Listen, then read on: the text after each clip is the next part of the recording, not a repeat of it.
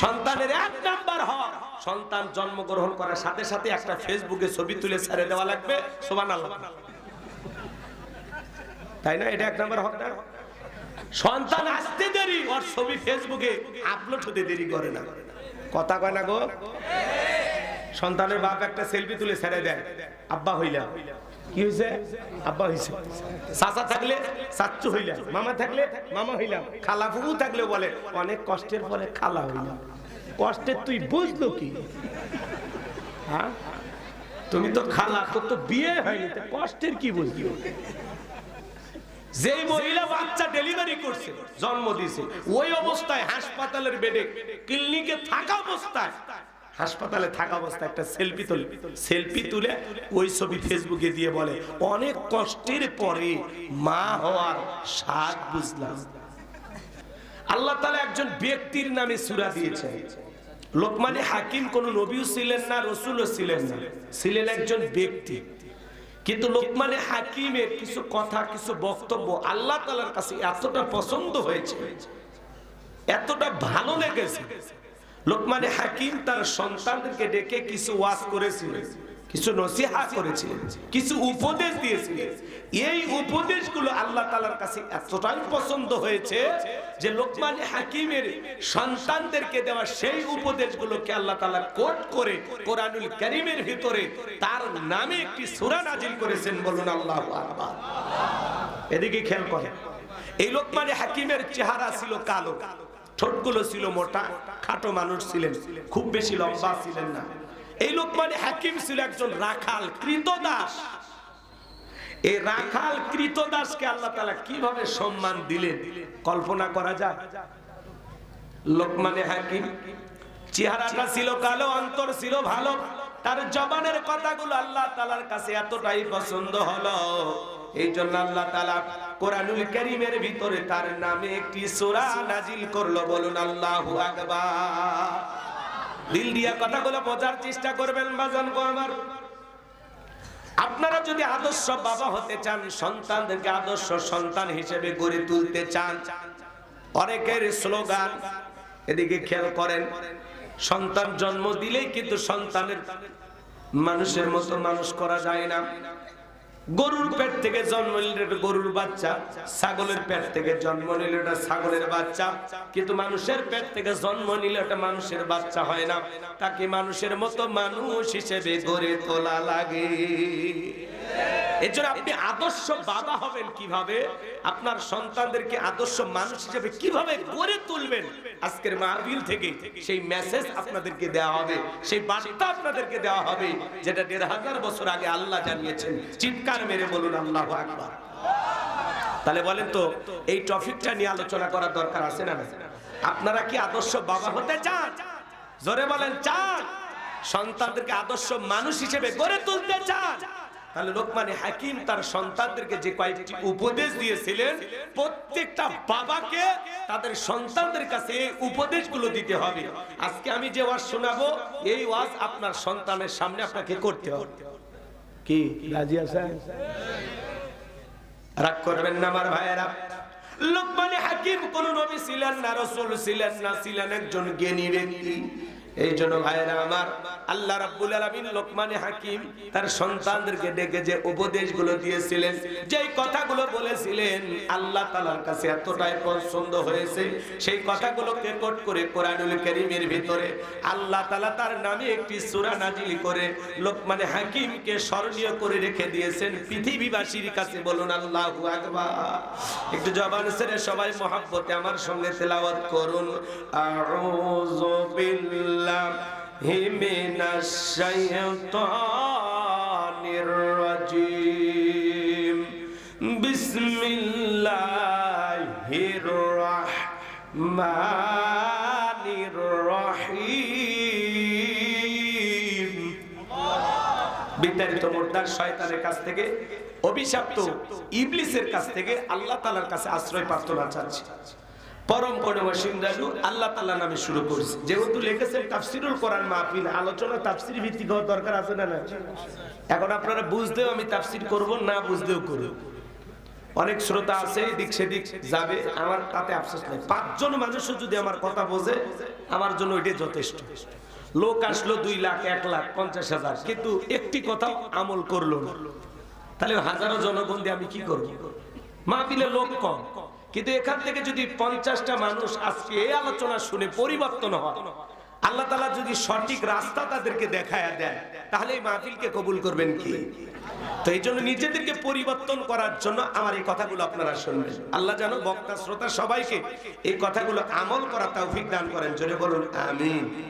আমার আল্লাহ রাব্বুল আলামিন বলেন, ওয়ালাকাদ আতাইনা লুকমানাল হিকমাতা আনিশকুরু লিল্লাহ ওয়া মান ইয়াশকুরু ফাইন্নামা ইয়াশকুরু লিনাফসিহি ওয়া মান কাফারা ফাইন্নাল্লাহা গনিয়্যুন হামিদ।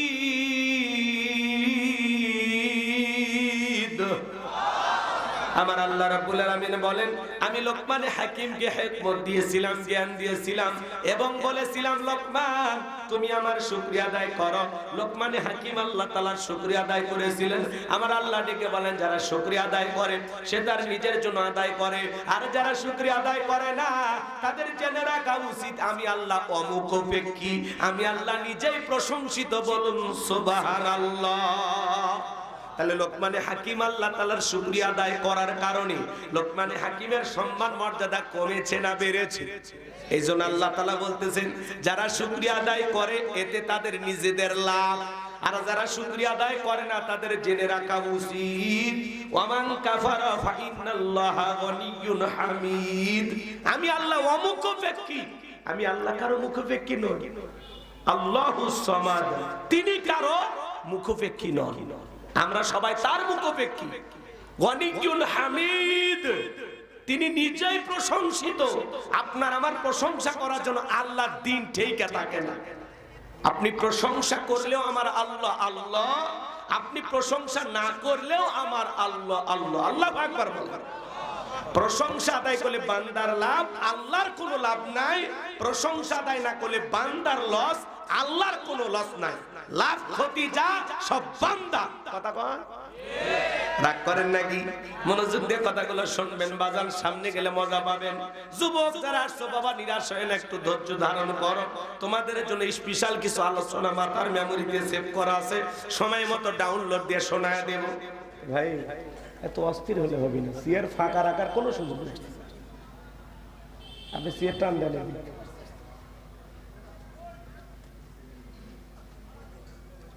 আশেপাশে যারা বসে থাকবে চুপচাপ থাকা সুন্দর হয়। ওরা বসে করলে খেয়াল হারিয়ে যায়। এদিকে তাহলে প্রশংসা আদায় করলে বান্দার লাভ, আল্লাহর কোনো লাভ আছে? তাম পৃথিবীর সমস্ত মানুষগুলো যদি আল্লাহকে আল্লাহ বলে ডাক দেয়, আল্লাহর সম্মান মর্যাদা কি বাড়ে? তাম পৃথিবীর মানুষ যদি আল্লাহকে আল্লাহ বলে না ডাক দেয়, আমার আল্লাহর সম্মান মর্যাদা কমেও না। কথা কি বোঝা যায়? মানে আপনার আমার শুকরিয়া আদায় করাতে আল্লাহর সম্মান মর্যাদা বাড়েও না কমেও না। কথা কি বুঝতে পারতেছেন? তো এই জন্য আপনি ডাকলেও আমার আল্লাহ আল্লাহ, না ডাকলেও আমার আল্লাহ আল্লাহ। 5 বছর পরে ভোট দিয়ে নির্বাচন করে কি আল্লাহ হয়? জোরে বলেন হয়? তাহলে ভালো করে বোঝার চেষ্টা করবেন বাজান। শুকরিয়া আদায় করলে বান্দার লাভ, আমার আল্লাহর কোনো লাভ নাই। না শুকরিয়া আদায় করলে বান্দার লস, আমার আল্লাহর কোনো লস নাই। শুকরিয়া আদায় করবেন, কৃতজ্ঞতা প্রকাশ করবেন, আল্লাহর প্রিয় গোলাম হবেন, ফলাফল আপনাকে জান্নাতে নিয়ে যাবে। অশুকরিয়া আদায় করবেন, আল্লাহর অকৃতজ্ঞ নাফরমান বান্দা হবেন, ফলাফল আপনাকে জাহান্নামে নিয়ে যাবে। কথা বলেন ঠিক কি না? এজন্য শুকরিয়া আদায় করলে বলেন তো কার লাভ? তাহলে আজ থেকে প্রশংসা হবে কার? চিৎকার মেরে বলুন আপনারা সবাই কেমন আছেন? আলহামদুলিল্লাহ। সুখে থাকি আর দুঃখে থাকি সব সময় আল্লাহ তাআলার প্রশংসা আদায় হবে।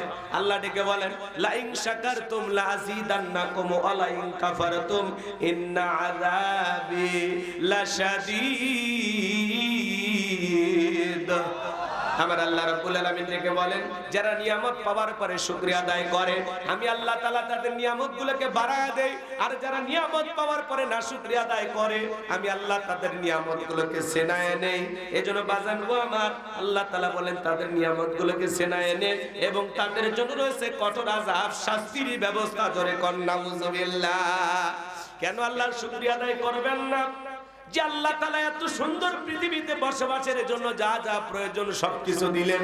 আপনি আমি যখন মায়ের গর্ভ থেকে দুনিয়াতে আসছিলাম, বলেন তো বাজান আমাদের শরীরে কোনো পোশাক ছিল? জোরে বলেন ছিল? আজকে যে শরীরে পোশাক পরে আছেন এটা কার দেয়া দান? মায়ের পেট থেকে যখন দুনিয়াতে আসছেন টাকার বান্ডিল নিয়ে কেউ আসছিলাম, জায়গা জমির দলিল নিয়ে আসছিলাম। আজকে যে আপনি লক্ষ লক্ষ টাকার মালিক কে দিয়েছেন? আজকে আপনি জায়গা জমির মালিক, বাড়ি ঘরের মালিক কে দিয়েছেন? বলেন কে? তাহলে কেন আল্লাহর শুকরিয়া আদায় করবেন না? কত মানুষ রেল স্টেশনে ঘুমায়, তার চাইতে কি আল্লাহ আপনাকে ভালো রাখে নাই? কত মানুষ রাস্তার মধ্যে দাঁড়িয়ে ভিক্ষা করে, তার চাইতে কি আল্লাহ আপনাকে ভালো রাখে নাই? কেন আল্লাহর শুকরিয়া আদায় করবেন না? পারস্যের কবি শেখ সাদি রহমাতুল্লাহ আলাইহি একবার তার পায়ে জুতা নাই, মনটা বড় খারাপ, আর ডেকে বলেন আল্লাহ আমি পারস্যের এত বড় কবি আর আমার পায়ে জুতা নাই, মনটা বড় খারাপ। পথ চলতে চলতে তাকায় দেখেন আল্লাহর একজন বান্দা বসে আছে যার দুইটা পা নাই। এই দৃশ্য দেখার পরে সিজদায় লুটিয়ে পড়লেন, চোখের পানি ছেড়ে দিয়ে কাঁদেন আর ডেকে বলেন আল্লাহ এই দুনিয়াতে তোমার এমনও বান্দা আছে যার দুইটা পা নাই আর আমার পায়ে জুতা নাই, আমি মন খারাপ করেছিলাম।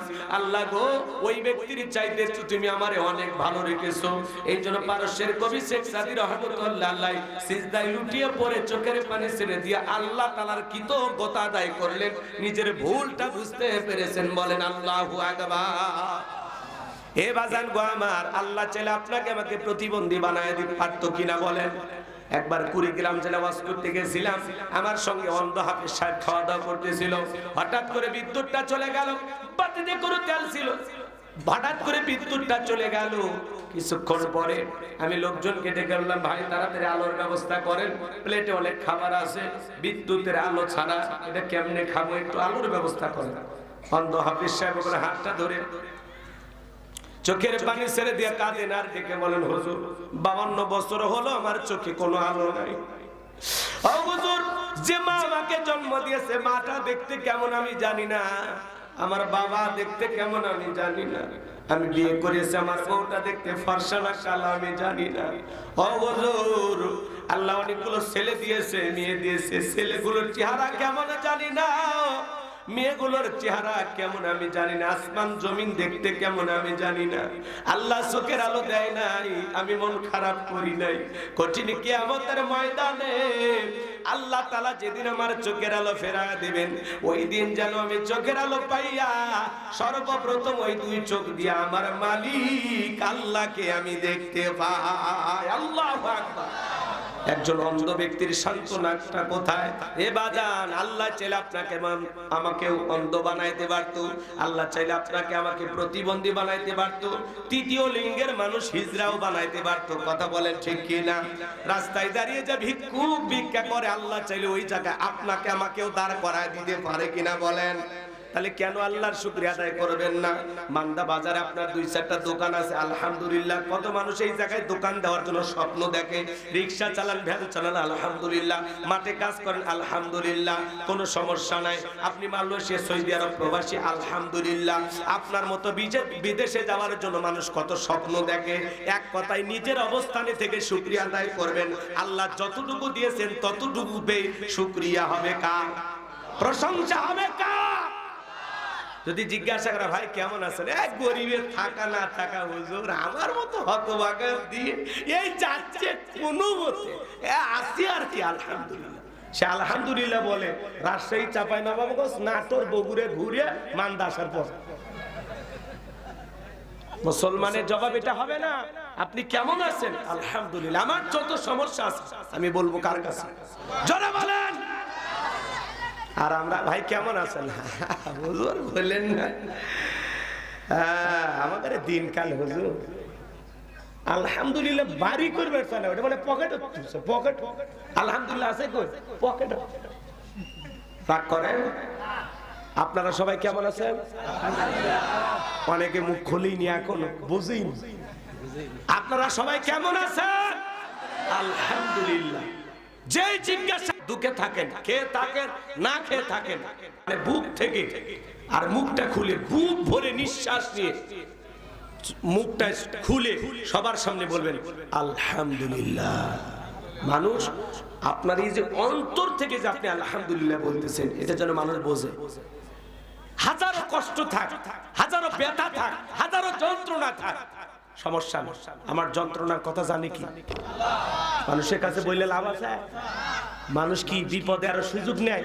দুঃখের কথা বললে ঠাট্টা বিদ্রুপ করে, চোখের সামনে আফসোস অনুশোচনা করে, আর সাইডে যা বলে তোর হবে না হবে কার কথা কয়। অতে বলে বললে লাভ আছে? বললে লাভ আছে? লাভ নেই। আপনার মনের দুঃখ, আপনার মনের কষ্ট আপনি নিজের মনে চাপে রাখবেন, কারো কাছে বলবেন না। বলবেন একজনের কাছে, তিনি কে? তাহলে সুখে থাকি দুঃখে থাকি সবসময় প্রশংসা হবে কার? জোরে বলেন কার? আপনারা সবাই কেমন আছেন? আলহামদুলিল্লাহ। আগামীকাল কি নওগাঁয় দেখা হতে পারে? ইনশাআল্লাহ। কি বলতে হয়? ইনশাআল্লাহ। অনেকে বলবে রিসাইল। মনে করেন আপনাদের মুয়াজ্জিম সাহেব এই গ্রামের একজন জোহরের নামাজ পড়ে এক জায়গায় যাচ্ছে, জিজ্ঞাসা করতেছে ভাই কই যান? বলতেছে মান্দা যাচ্ছি। কেন? কই একটু গরু কেনার জন্য। তখন বলতেছে ভাই তাহলে ইনশাআল্লাহ বলেন। কই হাটে আছে গরু, পকেটে আছে টাকা, মাঝখানে ইনশাআল্লাহ কেন বলেন? হুজুর আপনারা যেখানে সেখানে ফতুয়া জানেন, কথা কি বোঝেন না? এইবার যায় বাজারে গরু চয়েস হচ্ছে, পকেটে হাতে পকেট খেলি লম্বা, লক্ষণ ভালো না খারাপ? কখন যে ছিনতাইকারী পকেট কেটে নিছে টেরি পায়নি, কথা কি বলছেন? এবার হুজুরের সাথে আসরের পরে দেখা হোক, হুজুর বলতেছে ভাই গরু কোথায়? ইনশাআল্লাহ টাকা চুরি হয়ে গেছে, ইনশাআল্লাহ গরু কেনা হয়নি, ইনশাআল্লাহ বাড়ির দিকে যাচ্ছি, পরে দেখা হবে, বেঁচে থাকলে ইনশাআল্লাহ। সে ইনশাআল্লাহ বললই চালান পাতি হারানোর পরে। তা আমরাও আল্লাহকে স্মরণ করি, কথাকে বোঝেন না?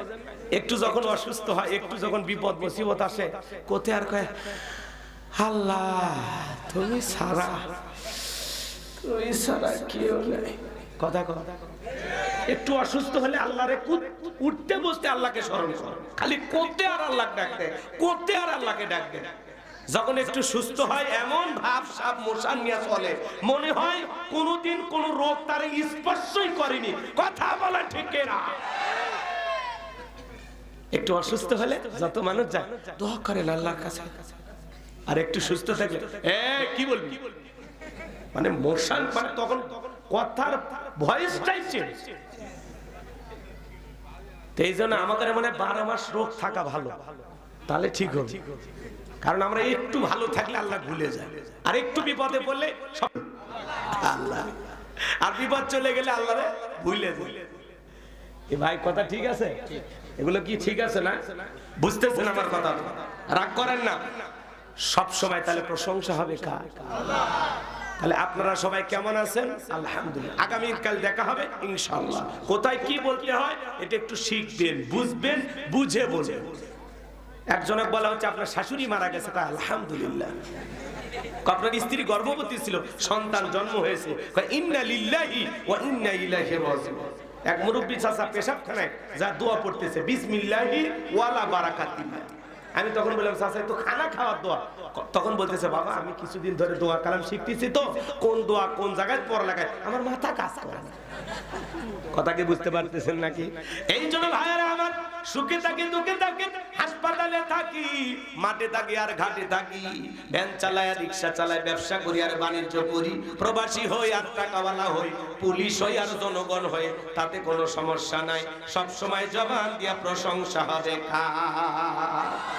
এরপরে আল্লাহ রাব্বুল আলামিন বলেন ওয়া ইদ ক্বালা লুকমানু লিবনিহি ওয়া হুয়া ইয়াইযুহু ইয়া বুনাইয়া লা তুশরিক বিল্লাহ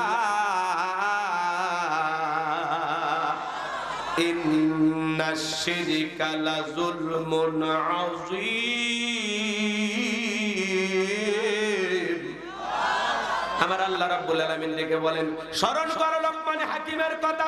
যখন লোকমান হাকিম তার কলিজার টুকরা সন্তানদেরকে একত্রিত করে সুন্দর করে বয়ান করে বলতেছেন, ইয়া বুনাইয়া, হে আমার বৎস, হে আমার কলিজার টুকরা সন্তান, হে আমার হৃদয়ের স্পন্দন।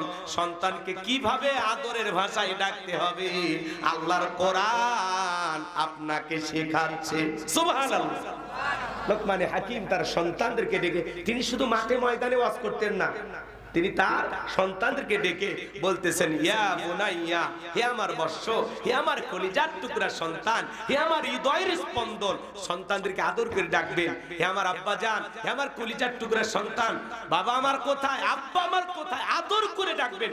দরদ ভরা কণ্ঠ নিয়া, মায়া ভরা মন নিয়া সন্তানদেরকে ডাকবেন। আর আমরা ডেকে বলবো, এদিক শোন, কথা বলে আপনারা এদিক শোনেন, রাগ করেন। আপনাদেরকে যদি আমি বলি যে বলেন তো, আপনি তো বাবা, বাবা হিসেবে আপনার সন্তান আপনার কাছে কয়টি হক পাবে বলেন? 3টি না? আর কে বলবেন বলেন? একজন বলে 3টি। আপনার সন্তান আপনার কাছে হক পাবে 12টি। কয়টি? জোরে বলেন কয়টি? সন্তানের 1 নাম্বার হক, সন্তান জন্মগ্রহণ করার সাথে সাথে একটা ফেসবুকে ছবি তুলে ছেড়ে দেওয়া লাগবে। সুবহানাল্লাহ, তাই না? এটা 1 নাম্বার হক না? সন্তান আসতে দেরি, ওর ছবি ফেসবুকে আপলোড হতে দেরি করে না। কথা কয় না গো? সন্তানের বাপ একটা সেলফি তুলে ছেড়ে দেয়, আব্বা হইলাম। কি হইছে? আব্বা হইছে। চাচা থাকলে চাচ্চু হইলাম, মামা থাকলে মামা হইলাম, খালা ফুফু থাকলে বলে অনেক কষ্টের পরে খালা হইলাম। কষ্টের তুই বুঝলো কি? হ্যাঁ, তুমি তো খালা, তোর তো বিয়ে হয়নি, কষ্টের কি বুঝলি? যেই মহিলা বাচ্চা ডেলিভারি করছে, জন্ম দিয়েছে, ওই অবস্থায় হাসপাতালের বেডে, ক্লিনিকে থাকা অবস্থায়, হাসপাতালে থাকা অবস্থায় একটা সেলফি তুলে ওই ছবি ফেসবুকে দিয়ে বলে অনেক কষ্টের পরে মা হওয়ার স্বাদ বুঝলাম। কথা কয় না? সন্তান জন্মগ্রহণ করার সাথে সাথে সেলফি তুলে ফেসবুকে দিতে হয়। হ্যাঁ, পাইছেন কথা? একটু অপেক্ষা কর। সন্তানের 1 নাম্বার হক, সন্তানের জন্মগ্রহণ করার সাথে সাথে ছেলে হোক আর মেয়ে হোক তার কানে আজান দিতে হবে। কথা বলে ঠিক কিনা? 1 নাম্বার হক আজান দিতে হবে। আর সেলফি তোলার ঠেলায় 3 দিন পার হয়, তাও আজান দেওয়ার কথা মনে নাই। কথা বলেন ঠিক কিনা? 2 নাম্বার হলো তাহনিক করা। একজন আলেমের কাছে নিয়ে যায়, জানেওয়ালা ব্যক্তির কাছে নিয়ে যায়, জ্ঞানী মানুষের কাছে নিয়ে যায়, একটু মিষ্টি দ্রব্য, খেজুর হোক, যে কোনো জিনিস হোক, একটু সে খেয়ে আপনার সন্তানের জিহ্বাটা অথবা তালুতে একটু লাগায় দেবে। এর নাম কি? তাহনিক করা। রাগ করেন? আমরা এগুলো করি না। 3 নাম্বার, সন্তানের সুন্দর একটা নাম রাখা। বল্টু না, নাট না, স্ক্রুপ না, টায়ার আছে না, আজে বাজে না। কথা কয় না কে ভাই? নাম রাখছে কালা, দেখতে ধলা, নাম রাখছে ধলু। কি জামানা এসে পড়ছে! হাসি খুশি, পিঙ্কি, চুমকি, সুইটি, নাম হলো বিউটি, শয়তান করে ডিউটি। কি নামের স্টাইল! বেলি, চেলি, কথা কয় না কে? বুলু, কি নাম রাখছে? বুলু, জনি, ছনি, রনি, বিভিন্ন নাম আছে না? নাই? স্বামীকে এক মহিলা সবসময় নাম ধরে ডাকবে, এ রনি এদিকে আসো, এ রনি এটা লাগবে। ছোট বাচ্চা শুনছে রনি রনি।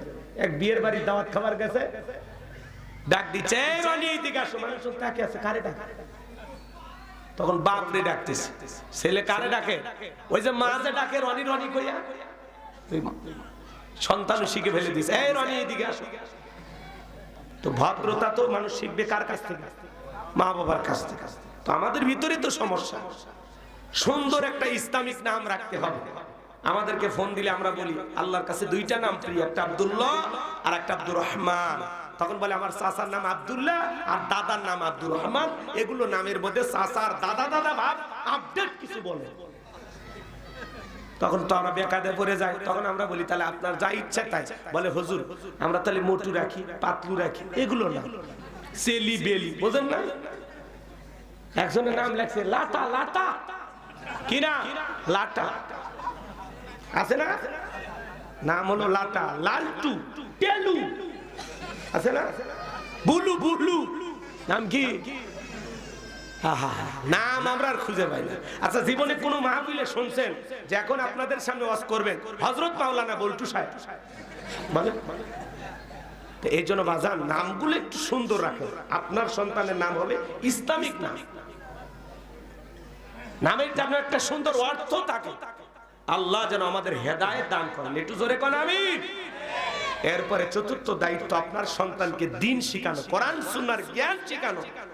সন্তান কথাই বলতে শিখিনি, বলে বাবা বলো টাটা। যারা শিখাবে টাটা ওর কপাল ফাটা, ওই সন্তান বড় হইয়া মারবে কপালে ঝাঁটা। টাটা বাই বাই নাই নাই খাই খাই এগুলো সন্তানকে শিখান যে বাবা তোমার বাবা যাচ্ছে, বিদায় দাও, ফি আমানিল্লাহ। সন্তানকে শিখা প্রথমে একটু জবান দিয়ে কথা বলতেছে। আল্লাহ চাইলে তো আপনার সন্তানকে আল্লাহ বোবা বানাইতে পারতেন। কথা বলতেছে, একটু মালিকের নাম শিখা, আলী বাতা শিখা না, কথা বলা শিখিনি। বলো বাবা সি সিতে ক্যাট, ক্যাট মানে বিড়াল, বিড়াল মেও মেও করে, আছে না? তো আমরা সন্তানকে শিখাবো, অবশ্যই দুনিয়াবি শিক্ষার দরকার আছে, কিন্তু আমরা প্রথম টার্গেট যে আমার সন্তানকে আমি দ্বীন শিখাবো, হাফিজের বাবা হবো, আলেমের বাবা হবো। এই যে একটা ছেলের মাথায় আমরা পাগড়ি পরায় দিলাম, এটা হলো আপনাদের মাদ্রাসার এই দানের ফসল। এই যে হাজার হাজার টাকা দান করতেছেন, বিশাল আয়োজন করে মাহফিল করতেছেন, এই যে ফসল আপনাদের চোখের সামনে। এভাবে শত শত বাচ্চা হাফিজ হবে, এরা সারা দেশে বিভিন্ন মাদ্রাসায় চাকরি করবে, তাদের মাধ্যমে হাফিজ হবে। এই যে আপনি দান করছেন, সহযোগিতা করছেন, মাদ্রাসা বানাইছেন, সভাপতি হয়েছেন, এই যে টাকা পয়সা খরচ করতেছেন, সারা দেশ ওই সন্তানেরা যত জায়গায় চাকরি করবে তার থেকে ছাত্র তৈরি হবে, তার থেকে ছাত্র তৈরি হবে। এভাবে আপনি কবরে শুয়ে কিয়ামত পর্যন্ত সব পাইতেই থাকবেন। বলুন সুবহানাল্লাহ। আপনি কোন জায়গায় দান করছেন আপনি টের পাবেন, এটা পরে টের পাবেন কিয়ামতের ময়দানে। আজকে 1000 টাকা এক পারার জন্য বের করলেন না তো আফসোস করা লাগবে, খারাপ লাগে। আমি কি দোয়া করবো ভাই? তো 12টি হক ওইদিকে বলতে গেলে আরো 2-1 ঘন্টা লাগবে, ওইদিকে যাওয়ার দরকার নাই। লোকমান হাকিম তার সন্তানদেরকে ডেকে বলেন, ইয়া বুনাইয়া, হে আমার বৎস, আমার কলিজার টুকরা সন্তান, লা তুশরিক বিল্লাহ, আল্লাহর সাথে কখনো কাউকে শরীক করা যাবে না। ইন্নাশ শিরকা লা যুলমুন আযীম, এই শিরক হলো সবচেয়ে বড় জুলুম, সবচেয়ে বড় অপরাধ, সব পাপের বড় পাপ নাম হলো শিরক। ছোট্ট একটা ছেলে ডেকে বলে, আব্বা, লোকমান হাকিমের সবচেয়ে ছোট ছেলেরা দেখে বলে, আব্বা আমারে দিয়ে ব্যবসা বাণিজ্য হবে না, আমারে দিয়ে ইমামতি হবে না, আমি ওয়াজ নসিহত তোমাদের মতো করতে পারবো না। বক্তারে বেটা সবাই কি বক্তা হয়, ডাক্তারের বেটা সবাই কি ডাক্তার হয়, আলেমের বেটাও জালেম হয়, হাজিরি বেটাও পাজি হয়, ডাক্তারের বেটাও ডাকাত হয়, আবার ডাকাতের ঘরেও আলেমের জন্ম হয়। কথা বলেন ঠিক কি না? এইজন্য লম্বা করতে চাচ্ছি না বাবা, ছেলেটা যখন বড় নাসরবান্দা ডেকে বলে, আব্বা টাকা দেন, আমি একটু বিজনেস করব, ব্যবসা বাণিজ্য করব।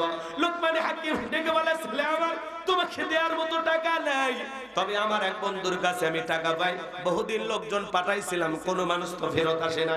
বলে, আব্বা যত কঠিন রাস্তা হোক, যত কঠিন পথ হোক, আমি পাড়ি দিতে পারবো, আপনি শুধু আমাকে লোকেশনটা বলে দেন।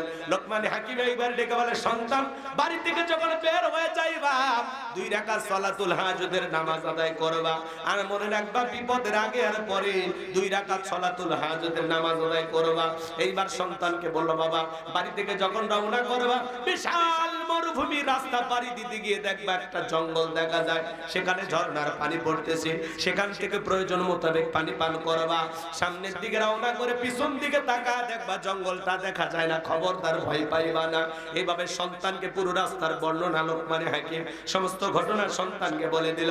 এইবার ছেলেটা রওনা করলো, পথ চলতে চলতে বাবা যা বলেছে মিলে যাচ্ছে, বিশাল একটা বড় বৃক্ষ, মনে চায় ছায়া একটু আশ্রয় নিব, ক্লান্ত শরীর, কিন্তু বাবা বলেছে আশ্রয় নিলে বিপদ হবে। গাছের গোড়া একটা মুরব্বি বসে আছে, ডেকে বলে, বাবা এই দিকে আসো, তোমার কোনো টেনশন নাই, তুমি আসো। বলে, না আব্বা বলেছি বিপদ হবে। বলে, তোমার বাবা কি বলে নাই?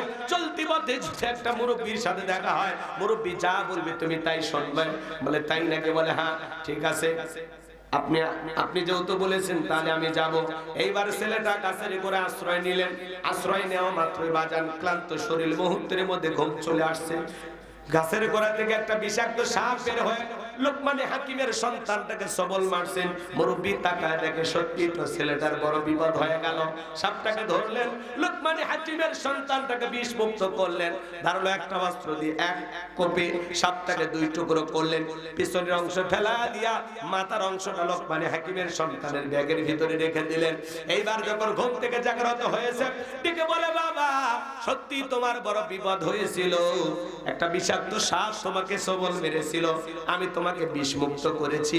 লোকমানে হাকিমের সন্তান এইবার 2 রাকাত সালাতুল হাজতের নামাজ আদায় করলেন। সালাত আদায় করার পরে ডেকে বলেন, মুরব্বি ওই জনবসতিত এলাকায় গিয়ে বাবার পরিচয় দিলে তারা আমাকে সেই দিকে রাস্তা দেখিয়ে দেবে, আমি ওখানে যেতে চাই। বলে মুরব্বি এইবার ডেকে বলে, বাবা আমি যদি তোমার সঙ্গী হই তোমার কি কোনো আপত্তি আছে? বলে না। এইবার মুরব্বিকে সঙ্গে নিয়ে চলে গেলেন। ওই জনবসতিত এলাকায় গিয়ে যখন বাবার পরিচয় দিয়েছেন, আমি লোকমানে হাকিমের সন্তান, সবাই আদর করতে লাগলেন, ভালোবাসা দেখাইতে লাগলেন, মহব্বত করে বুকে টানলেন, খাবার দিলেন, বাড়ি ঘরের জায়গা দিলেন। এইবার মনে রাখবেন বাজান, আমি আপনাদের উদ্দেশ্যে বলে যাই, বাংলাদেশের সবচেয়ে বড় আলেম, সবচেয়ে বড় বক্তা, তার সন্তান যদি নওগাঁতে আসে, বলেন তো একটু ভালোবাসা দিবেন কিনা? সাইদে হুজুরের সন্তান যদি আসে, বাবার কারণে সন্তানকে আপনারা মহব্বত করবেন কিনা? কথা বলেন। কিসের কারণে? বাবার কারণে। কথা কি বোঝা গেল? এই মহব্বত ভালোবাসা দেখানো তার বাবার কারণে। আল্লামা সাইদি হুজুরের সন্তানকে ভালোবাসা দেবেন। ডক্টর মিজানুর রহমান আজহারী ভাই, তার সন্তান যদি আপনাদের এলাকায় আসে, ভালোবাসা দেবেন কিনা বলেন? আল্লামা মামুনুল হক, তার সন্তান আসলে ভালোবাসা দেবেন কিনা বলেন? আমার ভাইয়েরা, এইভাবে যদি আমি নাম বলতে চাই অনেক সময় লাগবে। বাবার কারণে সন্তানকে অনেক মানুষ মহব্বত করে। মনে রাখবেন, আমি যে কথাটা বলতে চাচ্ছিলাম, লোকমানে হাকিমের সন্তানকে সবাই আদর করতে লাগলেন, ভালোবাসা দিতে লাগলেন। শুধু তাই নয়, ওই এলাকায় একটা সুন্দরী নারী ছিল, সেই সময়ের বিশ্ব সুন্দরী বললেও ভুল হবে না। সবাই বলতেছে, বাবা তুমি কি বিয়ে করছো? বলে না, বিয়ে করি নাই। বলে একটা সুন্দরী মহিলা আছে, তুমি যদি চাও সেই মেয়েটার সাথে তোমার আমরা বিবাহের ব্যবস্থা করব। বাবা বলেছে, খবরদার, ওই এলাকায় যাওয়ার পরে লোকজন যদি বিবাহের কথা বলে, ওই মেয়েকে বিবাহ করা যাবে না, বিবাহ করলে তোমার বিপদ হবে। আগেই বলেছে, কিন্তু সবাই অনুরোধ যখন করতেছে, বাবা বিয়ে করো আর না করো, পাত্রীটা একবার দেখো। সবাই যখন অনুরোধ করলেন, লোকমানে হাকিমের সন্তান পাত্রী দেখার জন্য চলে গেল। পাত্রী দেখার যখন ব্যবস্থা করা হলো, লোকমানে হাকিমের সন্তান তাকায় দেখে মেয়েটা এতটাই সুন্দরী, এতটাই রূপবতী, চেহারাটা হরিণীর মতো, চোখ দুটো হরিণীর মতো, গালগুলো কমলার মতো, ঠোঁটগুলো গোলাপের পাপড়ির মতো, কি সুন্দর মায়াবী চেহারা। এত সুন্দরী মেয়ে লোকমানে হাকিমের সন্তান মনে মনে ভাবে, বিয়ে যদি করি এই মেয়েটাকে করব, এত সুন্দরী মেয়ে যদি আমার বউ হয়, আমার জীবনে আর চাইটা কি? কথা বলেন না কেন? কি আপনারা ফর্সা চান না কালা চান? দেখতে সুন্দরী, কিন্তু সুন্দরী মেয়ের একটু সমস্যা আছে। বেশি সুন্দর হলে তার একটা রূপের অহংকার আছে। কথা কয় না কেন? চেহারা যে গ্ল্যামার আছে না, ওর জন্য একটা অহংকার আছে। একটু 19 20 হয়ে গেলে, কি আমি দেখে তোমার সংসার করি, তোমারে ফেলায় দিলে 10 জন লাইনে দাঁড়ায় আছে, তার মানে তার একটা রূপের অহংকার আছে। কালো মেয়ের গুণ আছে। ও চিন্তা করে, মা বাবা অনেক কষ্ট করে একটা স্বামী দিছে, এ যদি আমার জীবন থেকে চলে যায় তো জীবনে আর ভাগ্যে জুটবে কি না। ওই জন্য মারেন, পেটেন, কাটেন, আপনার ঘর ছাড়েন। কথা কন। কালো মেয়ে সহজে স্বামীর ঘর ছাড়ে না। ও জানে যে এটা ছেড়ে গেলে আর একটা নাও পেতে পারি, কিন্তু সুন্দরী 12 হাতারি। কথা কয় না কেন? হাসে হাসে। আপনারা তালাশ টিম দেখেন? তালাশ টিম দেখেন? ওখানে একটা মেয়ে ডালিয়া না, সেই মেয়ের 12টা স্বামী। ওই মহিলার কাজই হলো বিয়ে করা, কাবিনের টাকা হাতিয়ে নেওয়া। এই কাবিনের টাকা নিয়ে কয়েক কোটি টাকার মালিক হচ্ছে, কিন্তু মেয়েটা দেখতে সুন্দরী। ওই জন্য বললাম 12 ভাতারি। রাগ করেন নাকি আপনারা?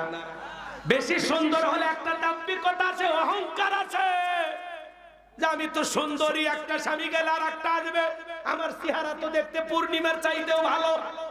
কথা কয় না কেন? তার একটা রূপের অহংকার আছে, কিন্তু মেয়েটা দেখতে কালো শ্যামা, খুব বেশি সুন্দর না। চিন্তা করে এই স্বামীর সংসার যদি না করে আর একটা পাইতেও পারি, নাও পাইতে পারি, অনেক কষ্ট করে হলে আপনার নির্যাতন জুলুম সহ্য করে সংসার করেন। আমার ভাইয়েরা, মা বোন যারা আছেন, মা ফর্সা কালা যেমনই হন, মন খারাপ করবেন না। আমি এগুলো উদাহরণ দিয়ে কথা বলতেছি মা, আমি আপনাদের উদ্দেশ্যে বলি নাই। আমি জানি না ওগার মা বোনেরা অনেক ভালো, এলাকার মহিলাদের বদনাম করা যাবে না। এলাকার মহিলারা খুবই ভালো, সব জান্নাত থেকে পালিয়ে যাচ্ছে, বদনাম করার কোনো সুযোগ নাই মা। আমি অন্য এলাকার মহিলার কথা বলতেছি, দেশি বাদ দেন, ভারতের কথা বলতেছি। চলেন সামনের দিকে যাই, খুশি থাক। আবার মহিলারা আন্দোলন করে ঝামেলায় পড়ে যাবে। আমার ভাইরা মনোযোগ দিয়ে কথাগুলো শোনেন। এতটাই সুন্দরী নিয়ে এক নজর যেই দেখবে সেই পাগল হয়ে যাবে। এত সুন্দর, মানে এত দেখতে সুন্দর, কথাকে বোঝেন না? তো সবাই বলতেছে বাবা বিয়ে তো করবা, কিন্তু মেয়ের একটা গোপন সমস্যা আছে। মানে এলাকায় যদি পাত্রী দেখতে যান না, দেখবেন আশেপাশে যদি জিজ্ঞাসা করা হয় মেয়েটা কেমন, অমুকের মেয়ে 7 দিন আগে একটা ছেলের সাথে কক্সবাজার ঘুরে আসছে, আর গোপন তত্ত্ব ফাঁস করে দেয়। কথা ঠিক কি না? জিজ্ঞাসা করলে তত্ত্ব বের হয় আসে। আর যুবক যারা আছো, পাত্রী দেখতে গেলে খবরদার বন্ধু বান্ধব, দুলে ভাই এদেরকে সাথে নেওয়া যাবে না। কথা কয় দেখে, পাত্রী দেখতে গেলে সঙ্গে নিবা মার বোনকে, খালা ভাবি কেউ নিবা না। খালাকে সাথে নিলে মেয়ে দেখতে যতই সুন্দর হোক, তখন বলবে হ্যাঁ আমার বাড়ি লাগলি ভালো।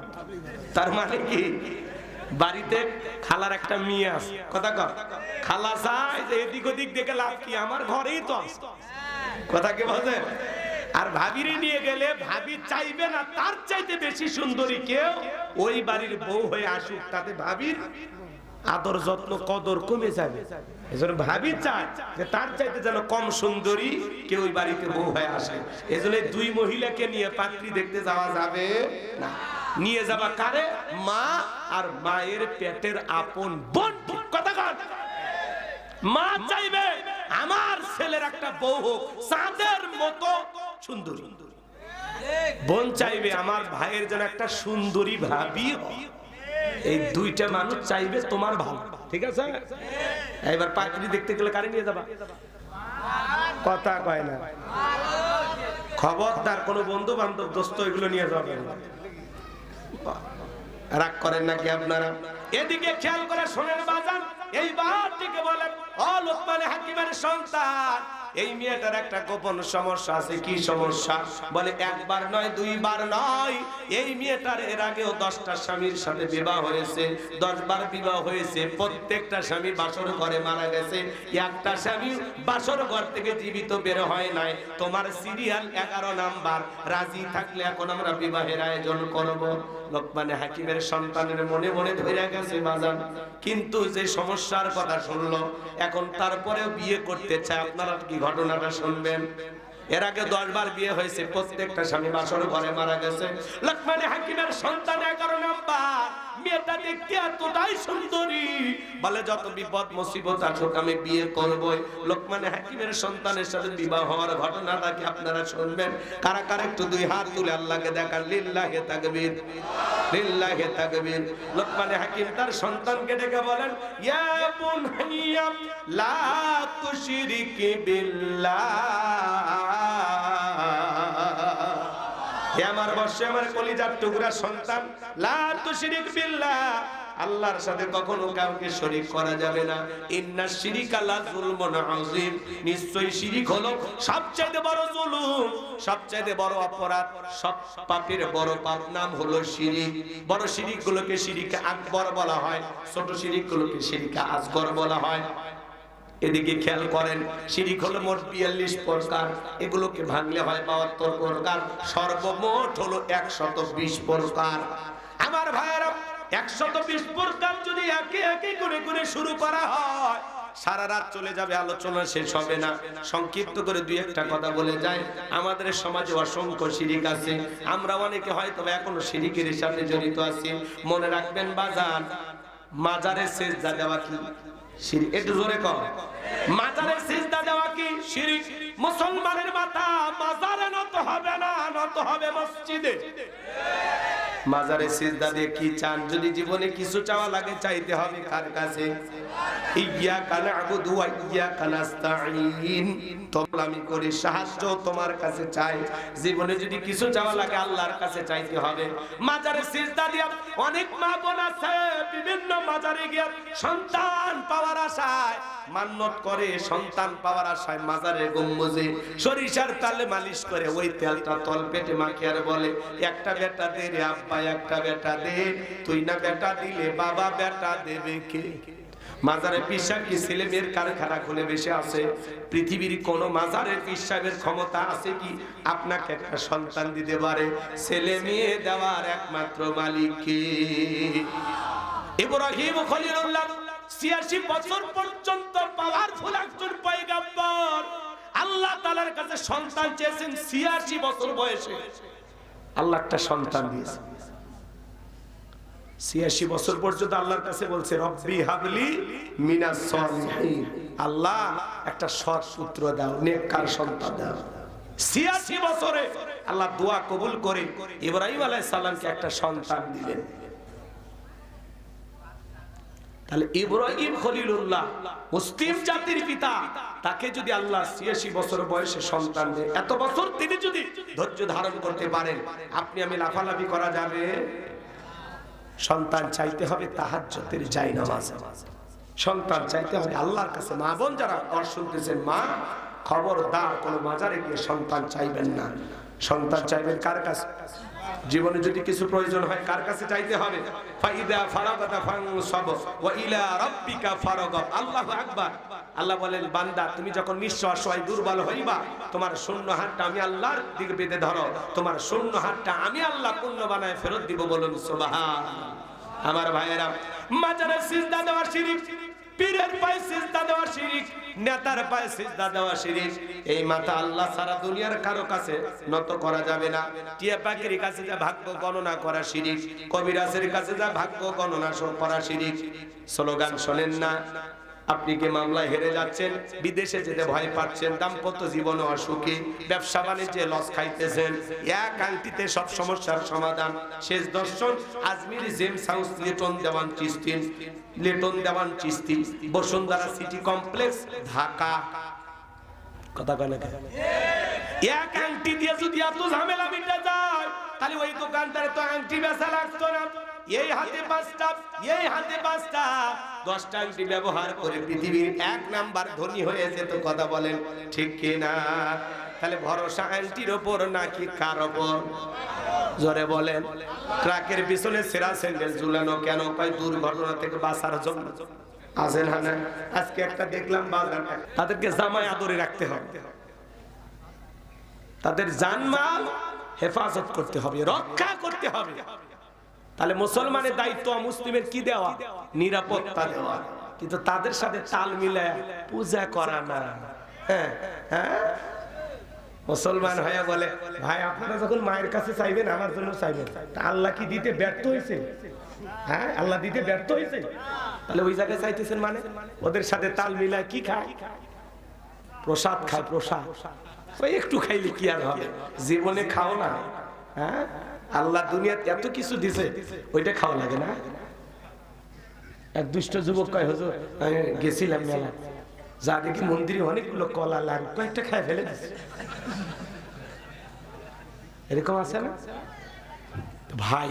হাইসে খালি কথা পারি দিন না, সিদ্ধান্ত নেন। আজকের মাহফিলে সিদ্ধান্ত নেন, হুজুর জীবনে কোনোদিন অমুসলিমদের কোন পূজায় আমি যাব না, আমি মুসলমান, যেখানে আল্লাহর সাথে শিরিক হচ্ছে আমি যাব না, হুজুর ওয়াদা দিলাম। হাত তোলেন, হাত তোলেন। কি ওয়াদা ঠিক থাকবে তো ইনশাআল্লাহ? আরে হিন্দু দাদারা আমাদের কাছে আফসোস করে বলে, হুজুর এত মুসলমান আছে, মুসলমানের ঠেলায় মারে ভালো মতো বিদায় দিতে পারে, মানে ওরা আফসোস করে। এই জন্য আমরা যাব না। তাদেরকে শান্তি মতো তাদের ধর্ম পালনের জন্য যথেষ্ট স্বাধীনতা দিন। কি ঠিক আছে? আমার ভাইয়েরা হৃদয়ের কান পেতে কথাগুলো শুনে যান। শিরিক নিয়ে সর্বশেষ আপনাদেরকে 1 মিনিট একটা কথা বলে দিয়ে যায়। এটা একটা খাবারের প্লেট। আপনার একটা ভিআইপি মেহমান আসবে নওগাঁ শহর থেকে, সকাল থেকে আপনার বিবি রান্না করছে, প্লেটটা সাজাইতেছেন, গরুর গোশত, খাসির গোশত, মুরগির গোশত, কবুতরের গোশত, বাপ রে বাপ, দেশি মুরগি, পাকিস্তানি, বয়লা, সব দিয়ে সাজাইতেছে, কাতল, রুই, বোয়াল, বিভিন্ন মাছ দিয়ে একেবারে 52 প্রকার আইটেম দিয়ে খাবারটা পেলে চালাইছে। চিন্তা করলেন ছোট ছেলেটারে খুব ভালোবাসি, ওর সামান্য একটু পাতলা পায়খানা প্লেটের এক কোনায় দিছে। বলেন তো পৃথিবীর কোন গেস্ট, কোন মেহমানে খাবার খাবে? কথা বলেন না কেন? খাবারের পরিচিতি হচ্ছে, ভাই এটা কি, এটা গরু, এটা খাসি, এটা মাছ, এইটা কি? তখন বলছে ছোট ছেলেকে ভালোবাসি, আর সামান্য পায়খানা দিছে, একটু খেয়ে না, টেকা দিলেও খাবি। আচ্ছা এটা কি হাসির জন্য? আসলে হাসির জন্য, হাসতেন, আমি রাগ করিনি, কিন্তু আসলে এটা হাসির জন্য না, এটা একটা এক্সাম্পল দিলাম, উদাহরণ দিলাম কথা বোঝানোর জন্য। এইবার এইদিকে তাকান, আপনার আমল নামার একটা প্লেট আছে, এই প্লেটের ভিতরে নামাজ আছে, রোজা আছে, হজ আছে, যাকাত আছে, ভালো ভালো যত আমল দিয়া প্লেটটা সাজানো আছে। কিন্তু প্লেটের এক কোনায় যদি সামান্য শিরিক মিশ্রিত থাকে, এই শিরিক মিশ্রিত কোন আমল আল্লাহর দরবারে কবুল হবে না। আপনার আমল নামার প্লেটে শিরিক মিশ্রিত থাকার কারণে আল্লাহ তাআলা আপনার সমস্ত আমলগুলোকে বরবাদ করে দেবে। কথা বলেন ঠিক কিনা? সাবধান, শিরিক মুক্ত আমল করতে হবে, শিরিক মুক্ত ঈমান দরকার আছে। কি আজকে শপথ গ্রহণ করতে পারবেন যে জীবনে কোনোদিন আর শিরিক করব না ইনশাআল্লাহ? কারা কারা রাজি আছেন? আল্লাহ যেন আমাদের কবুল করেন, জোরে বলুন আমিন। লোকমানে হাকিম বলেন, ইয়া বুনাইয়া লা তুশরিক বিল্লাহ, হে আমার বৎস, আমার কলিজার টুকরা সন্তান, আল্লাহর সাথে কখনো কাউকে শরীক করবা না। ইন্নাশ শিরিকা লা যুলমুন আযীম, এই শিরিক হলো সবচাইতে বড় অপরাধ, সব পাপের বড় পাপ নাম হলো শিরিক, এই শিরিক হলো সবচাইতে বড় জুলুম। তাহলে আমরাও আমাদের সন্তানদেরকে বুঝাবো কি কি কাজ করলে শিরিক হয়। আজ থেকে এই ওয়াজ আমাদের ঘরেও চালু রাখার দরকার আছে না? না, আমার আল্লাহ এত খুশি হয়ে গেল। লোকমানে হাকিম, তুমি তোমার সন্তানদেরকে আমার সাথে পরিচয় করায় দিলা, আমার আল্লাহ খুশি হয়ে এবার জানিয়ে দিলেন, ওয়া ওয়াসাইনাল ইনসানা বিওয়ালিদাইহি হামালাতুহু উম্মুহু ওয়াহানান আলা ওয়াহানিন ওয়া ফিসালুহু ফি আমাইনি আনিশকুরলি ওয়ালিওয়ালিদাইক ইলাইয়াল মাসির।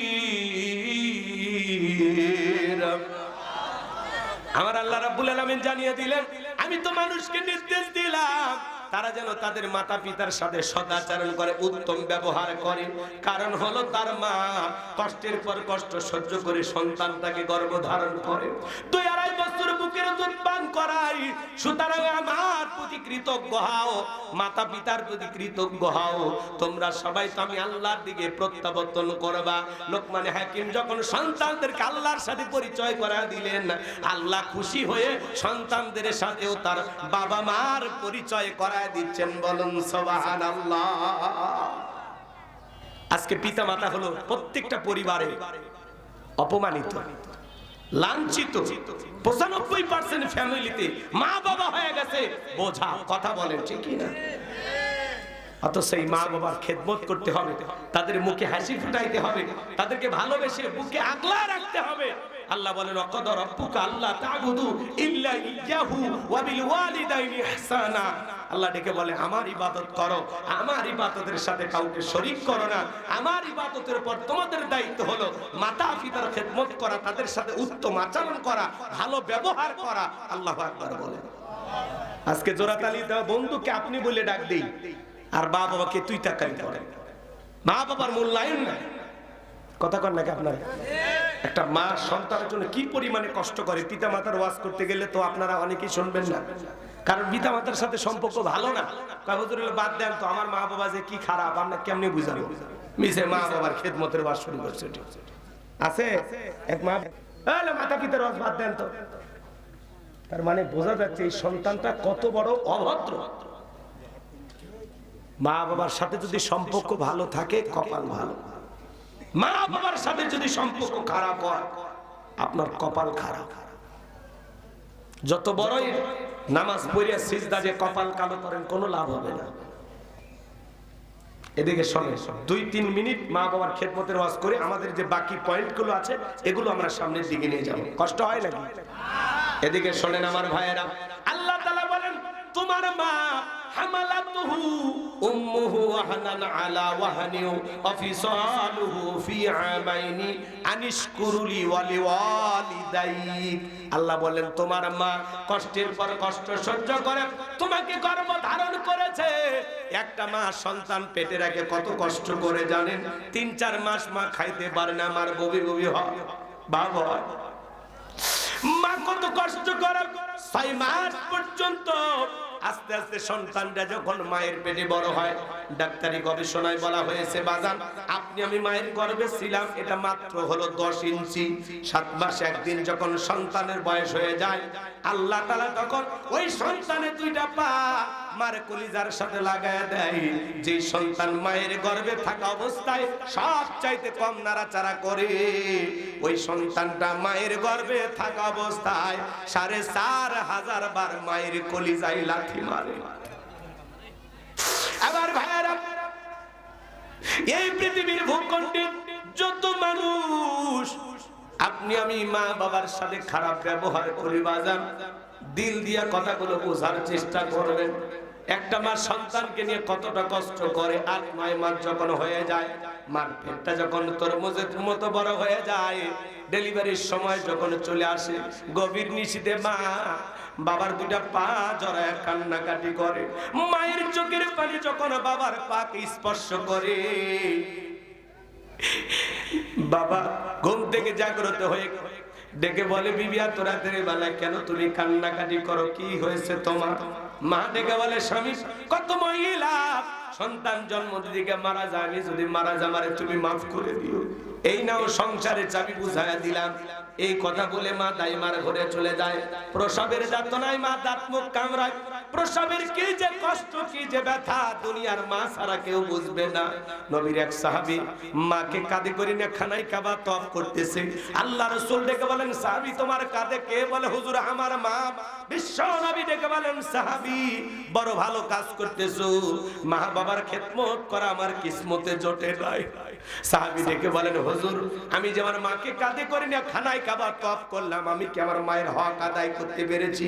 বিশ্ব নবী ডেকে বলেন সাহাবী আল্লাহ পাক যদি তোমাকে কিয়ামত পর্যন্ত হায়াত দেয় আর তুমি যদি তোমার মাকে কাঁধে নিয়ে এইভাবে খানায় কাবা তওয়াফ করো, তোমার মা তোমাকে জন্ম দেওয়ার সময় প্রসবের যাতনা আ শব্দ করেছিল, ওই একটা আ শব্দের হক দুনিয়ার কোন সন্তান আদায় করতে পারবে না। বলেন আল্লাহু আকবার। এজন্য আল্লাহ রাসূল বলেছেন হুমা জান্নাতুকা ওয়া নারুকা, তোমার পিতামাতাই তোমার বেহেশত, তোমার পিতামাতাই তোমার দোজখ। পিতামাতা খুশি আরশের মালিক আল্লাহ খুশি, পিতামাতা বেজার আরশের মালিক আল্লাহ বেজার।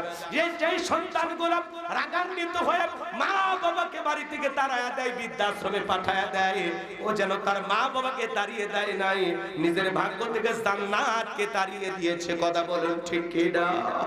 আল্লাহ বলেন ওয়াকুল্লাহুমা কাওলান কারীমা, সম্মান সূচক আচরণ করো, নম্র ভদ্র বিনয়ী হয়ে মা বাবার সাথে কথা বলো।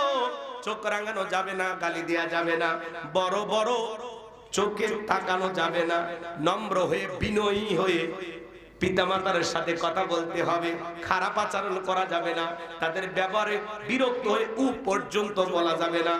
কথাকে বোঝেন? পিতামাতাকে কষ্ট দেওয়া তো দূরের কথা, তাদের ব্যবহারে আপনি আমি কখনো বিরক্ত প্রকাশ করা যাবে না। আর আজকে আমরা কি করি? এমনও সন্তান আছে মা বাবাকে পিটায়। যে সন্তান তার বৃদ্ধ বাবার গায়ে হাত তুলেছে এ হলো সন্তান নামের কুলাঙ্গা। কথা বলেন? যে তার বৃদ্ধ মাকে পিটায় এর চাইতে বড় নিমুখ হারাম, অকৃতজ্ঞ, নাফরমান, বেঈমান, স্বার্থপর আল্লাহ দুনিয়াতে আর কেউ হতে পারে না। কথা বলেন ঠিক কি না? কেমনে পারো মা বাবার সাথে খারাপ ব্যবহার করতে? কেমনে পারো মা বাবাকে কষ্ট দিতে? একটা শিক্ষিত লোকের গল্প পড়েছিলাম, বাড়িতে অনেক খাবার, তেহেরি নিহেরি বিরিয়ানি রোস্ট ভিআইপি খাবার, ভাঙ্গা একটা প্লেটে কিছু একটু খাবার দিয়ে ছোট্ট ছেলেকে বলতেছে বাবা এটা তোমার দাদু ভাইকে দিয়ে আসো। এখনকার বাচ্চারা তো কম্পিউটার, নাসা বিজ্ঞানী,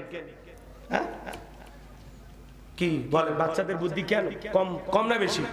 সেই চালাক বাচ্চা বলতেছে আব্বু আমরা এত ভালো খাইলাম আর দাদুর জন্য এত খাবার, ব্যাপারটা কি? তখন বলতেছে শোন, তোর দাদুর বয়স হয়ে গেছে, এই খাবারই চলবে। তখন বলতেছে আব্বু এই প্লেটটা আমি যত্ন করে রাখবো, ঠিক দাদুর মতো যখন আপনার বয়স হবে এই প্লেটে করে আমিও আপনাকে খাইতে দেব। শিক্ষিত মানুষ বিবেকের দরজা খুলে গেছে, ভাঙ্গা প্লেটের খাবার ফেলে দিয়া সন্তানটাকে বুকে জড়ায় বলে বাবা আয়, কলেজ বিশ্ববিদ্যালয়ে যা শিখতে পারিনি আজকে তোর কাছে তাই শিখলাম।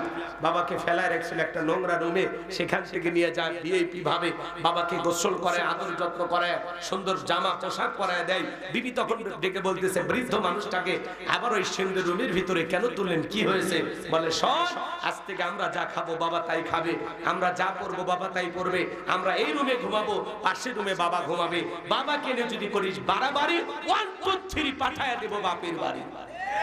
কথা কন, কথা কন। আপনি বউ পায়ে পাগল হয়ে যান, বাসর ঘরে বিড়াল মারা লাগবে, বাসর ঘরে আপনার বউকে বলতে হবে যে শোনো আমার মা বাবা বেঁচে আছে যতদিন এক পাতিলে রান্না হবে সোনা, কোনোদিন বাহানা করবা না। এই কথা কন। আর আপনি 7 দিন পরে পিতা মাতাকে ফেলাইয়া আলাদা রান্না করে খান, আপনার স্বামী স্ত্রীর প্লেটে গোস্ত আর মা বাবা আলু ভর্তা খায়, তোর চাইতে বড় নিমক হারাম স্বার্থপর দুনিয়াতে আর কেউ হতে পারে না। কি বলেন? রাগ করে? আর আপনি জান্নাত খোঁজেন না, জান্নাত খোঁজেন।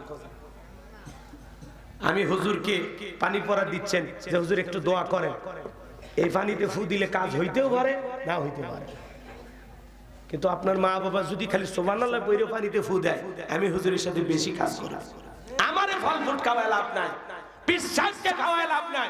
সন্তানের সবচাইতে বড় পীর তার নাম হলো মা বাবা। যত বেশি মা বাবার দোয়া নিজের অ্যাকাউন্টে জমাইতে পারবা, তত বেশি দুনিয়াতে সম্মানিত হইতে পারবা। পোড়া কপালওয়ালা মা বাবার দোয়া নিতে চায় না, মা বাবাকে মূল্যায়ন করে না, বোঝা মনে করে। বাবা যদি কোনো বিষয়ে একটু পরামর্শ দিতে চায়, তুমি মুরব্বি কি বলছো সবটাই রাখবা না, শুনে যান তো, এটা সন্তান না, এটা কুত্তে। কথা কও, একটা কুকুর এরকম ঘেউ ঘর করে,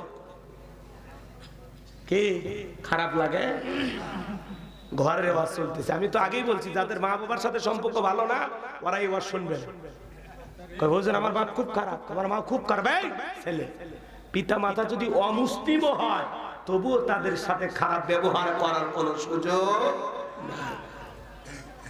তাদের যতটুকু হক সেটা আপনাকে দিতেই হবে। পিতা মাতা খারাপ না, কি খারাপ করছে, একটু সম্পত্তি এদিক সেদিক করে, সেই হিসেবে মা বাবা দিবে, তোমার সমস্যা কি? তুমি তোমার দায়িত্ব পালন করো, তুমি তোমার দায়িত্ব পালন করো। একটু নির্বিষ হয়ে গেলে আব্বা আমারে 10 শতক কম দিছে, তোমার বাবা যে তোমার হক নষ্ট করছে, তাহলে হিসাবটা কে দিবে? তোমার বাবা দিবে, তোমার কি? তুমি কম পাইয়া খুশি হইয়া বাবা মাকে মহব্বত করো, ভালোবাসা দাও, পিতা মাতাকে বুঝাও যে আমি সম্পদের জন্য ভালোবাসি না, আমি সত্যি তোমাদেরকে অন্তর দিয়ে ভালোবাসি। স্বার্থপর কথা কে রাগ করে? শ্বশুর বাড়ির একটা পালসার ডিসকভার ফেলে পাগল হয়ে যায়, গাড়ি ব্রেক করে শাশুড়ির দরজা ডাক দেয় আম্মা।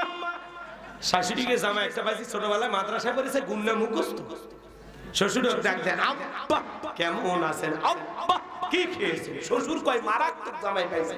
আব্বা কইতে কইতে মুখে ফেনা তুলে ফেলে দেয়। শ্বশুর ডাকে আব্বা আম্মা, আর মা বাবা হয়ে যায় বুড়া বুড়ি। তোর কপালত দাঁতি আর বুড়ি, মরার পরে ফেরেশতারা বাইরে ফুটে করবে বুড়ি, জাহান্নামে হবে তোর বসত বাড়ি। ডায়রিয়ান যুবক, ডায়রিয়ান আমি লিখে দেই, তুমি আজকে তোমার মা বাবার সাথে হুবহুব যে আচরণ করবা, তুমি তোমার মা বাবাকে যে পরিমাণে কষ্ট দিবা, ওই পরিমাণে কষ্ট তোমার সন্তানও তোমাকে দেবে দেবে, 2 দিন আগে আর পরে।